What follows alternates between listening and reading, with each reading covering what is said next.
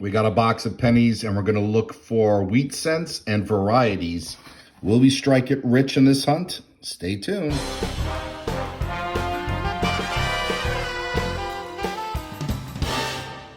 Hey collectors, thanks for watching. I'm the Collector of Coins, and as I said in my intro, yep, that's right, we're going to be looking for wheat pennies, and especially we're going to be looking for varieties. And I'm hoping we might be able to find something worth some money. All right, and as we get started with this hunt, we'll grab that first roll. We'll slide the box back so I have some room to use my coin mat. And hopefully you can consider subscribing to my channel. If you're not yet a subscriber, smash the like button. And hey, turn on notifications if you're inclined. I post content every week. All right, I'll pull you in if there's anything interesting to see. I got my mat ready here. We're going to be looking for these key dates, semi-key dates, and varieties. Fingers crossed. All right, we got roll one fanned out, and we have at least two finds. We have a wheat cent here, and we have a Canadian cent. Let's pull them out and take a look together. 1971. Pretty sure we have this in the album. We'll put that up there. And we'll grab the wheat penny. 1958 out of Denver. All right, we're on the board. Hey, collectors, I just opened up roll two, and we have a major strike error here. Look at this off-center strike. Unbelievable. I saw that rim, caught my eye. Wow. Very major off-center strike. That's cool. I'm not sure how much this is worth. And wow, it's recent too. Let's take a look. I'll look online and see if I can find anything about it. All right, well, I'd say this is about anywhere between 10 and 15% off struck. So it's worth about $20. Not bad start. And roll two had our second wheat cent. This one's from the 40s in 1944, Philadelphia. All right, we just finished going through roll seven. We found our fourth Canadian cent. This one's old, 1947, and it has King George on it. Roll 10, we have another wheat cent, our third of the hunt. 1946, Philadelphia. Hey, collectors, we have a nice 1960D small date variety. Pull it out from underneath here.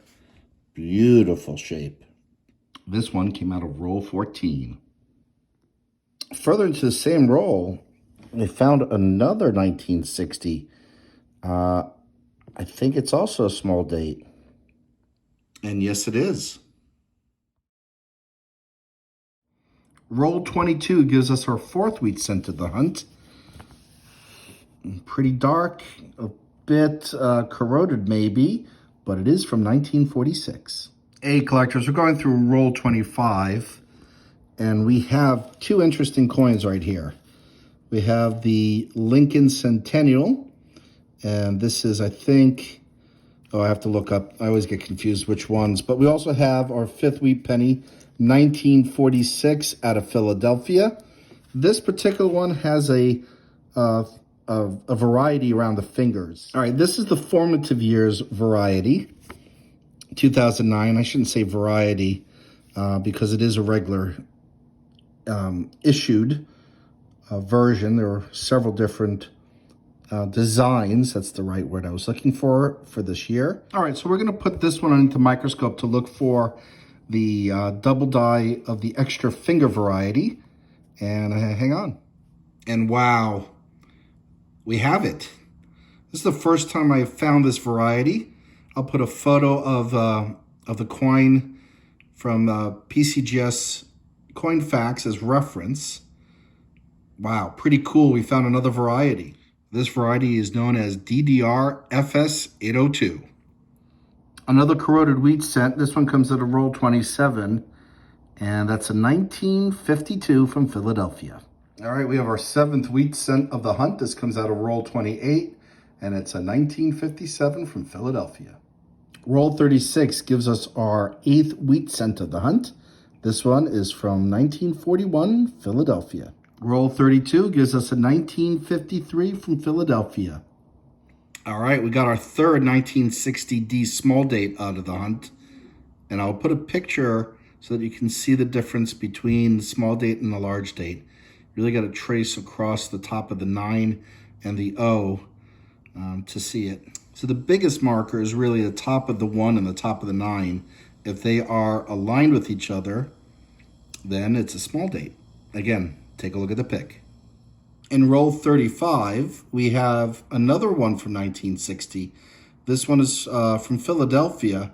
And as you can see, the top of the 9 is above the top of the 1 and the top of the 0, making this one the large date variety. Still in roll 35, we find our 10th wheat cent of the hunt, a 1935. Let's put this underneath the microscope just to confirm. I don't see a mint mark, but let's check. All right, there we go. No mint mark. Roll 35 gives us a 35. All right, collectors, we just opened up roll 38, and I see 2 more finds. Another Canadian cent. This one's from 1972. And we got a pile of these, which we'll look at to see if we can fill any album spaces. But I don't know if you noticed a little further down, we have the 11th wheat penny of the hunt. And this one is 1952 from Denver. And let's see. Don't see any specific varieties on my mat for this one, so we're going to keep hunting. All right, roll 43 gives us another 1960 out of Denver.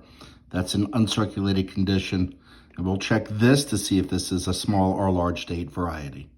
Look at that, another small date. Wow, pretty wild. Roll 45, and once again, another uncirculated 1960 out of Denver. And let's check this underneath the microscope as well.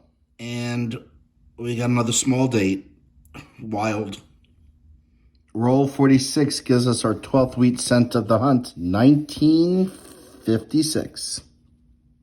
All right, we're going through roll 49, and one more wheat cent has popped up. 1942. Pretty nice shape. All right, collectors, we have gone through all 50 rolls, and what an amazing hunt. Lots of varieties and error coins, but let's start with the summary around the wheat cents. We have found, 13, and then Canadian cents, which we found 16. And we're going to see if we fill any spaces in our Canadian small cent albums. So I'll pull you in if we do. Stay tuned. We're going to get to this exciting wrap up in just a moment. And then here are the further highlights. We have a 1964 that's uncirculated. And then we have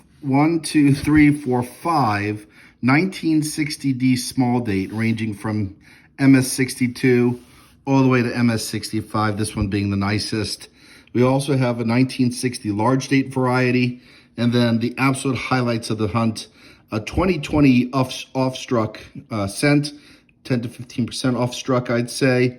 It's worth about $20. And then the 2009 extra finger DDR FS802, also in just great condition, also worth about $20.